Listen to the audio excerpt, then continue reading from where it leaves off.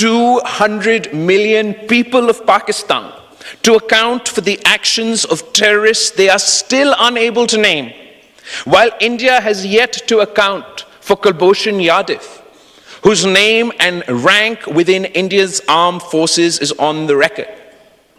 India's accusations that Pakistan is involved in terrorism is stale, based on history, not on ground realities, based on fiction, not on fact. India has become the boy that cries wolf in South Asia, Mr. Speaker. Pakistan has proven India's involvement in terror, not only through proxies, but through their armed forces, not just on our soil, but India's hands are stained with blood from Sri Lanka to Canada and beyond. India must abandon terrorism as a tool of its foreign policy. In order to free this region from terror, India and Pakistan must work together, or else we are dooming future generations to suffer this menace. The Prime Minister's challenge to India for an impartial investigation is a start. Why would a true victim of terrorism shy away from accountability? Unless they are worried that the world will see that the real blame for the bloodshed in Kashmir lies in Delhi and not in Islamabad. Mr. Speaker, India's suspension of the Indus Water Treaty is not a punishment for Pakistan, it's a crime against humanity. It is the politicization of water, the criminalization of nature. What madness is this? That you would threaten the food and livelihood of millions for a grievance that lies within your own borders. And let us not forget what flows through these waters. The Indus is not just a river. It is a cradle of our civilization. Long before Delhi rose, before empires were carved and borders drawn, there stood Mohenjo-daro and Harappa. The Indus Valley civilization shared by both our peoples was one of the first lights of human progress. It birthed systems of urban planning, irrigation, agriculture, trade, communication. It did not divide, it connected. It did not conquer, it cultivated. That river, Mr. Speaker, watered both our ancestors. Its flow runs not only through our lands, but through our blood. And now India threatens to dam it with anger and a thirst for vengeance.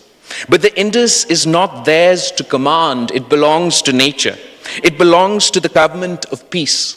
It belongs to all of humanity that draws life from it. Pakistan will defend that river, not only for its own sake, but for the memory of a civilization that predates this bitterness. To weaponize the Indus is to betray our shared past. To uphold the treaty is to honor that ancient wisdom which taught us to share what sustains us. Let it be known you can divert rivers, but you cannot drown our will. Every drop that flows from the Indus has written in it the courage of Pakistani farmers, the sweat of our workers, and the blessing of Allah. Let no one mistake our restraint for weakness. The Pakistan armed forces are vigilant, resolute, and prepared. Our skies are guarded. Our borders are sealed by valor.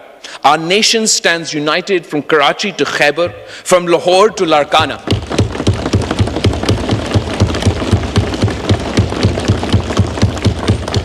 The sword we yield is only drawn when peace is threatened, but when drawn, it does not miss. And to the people of Pakistan, I say, this is not a time for despair. It is a time for resolve. We have faced darkness before, and we have emerged into the dawn. Our enemies hope to fracture us, but we must stand as one, civilian and soldier, worker and scholar, Muslim and non-Muslim, Sindhi, Punjabi, Baloch, Pashtun. We are Pakistan, a single heartbeat, a single cause.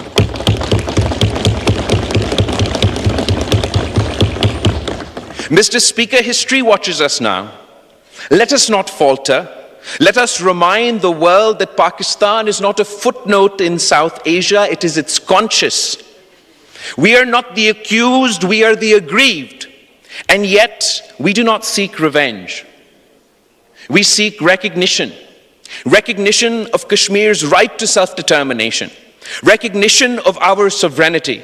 And recognition that peace must be earned through dignity, not dictated through fear. If India wishes to walk the path of peace, let them come with open hands, not clenched fists. Let them bring facts, not fabrication.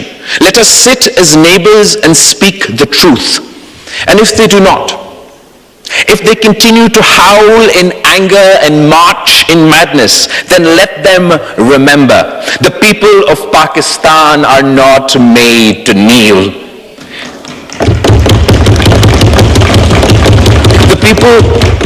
The people of Pakistan have the resolve to fight not because we love conflict, but because we love freedom. It is better we die fighting than live under the yoke of oppression.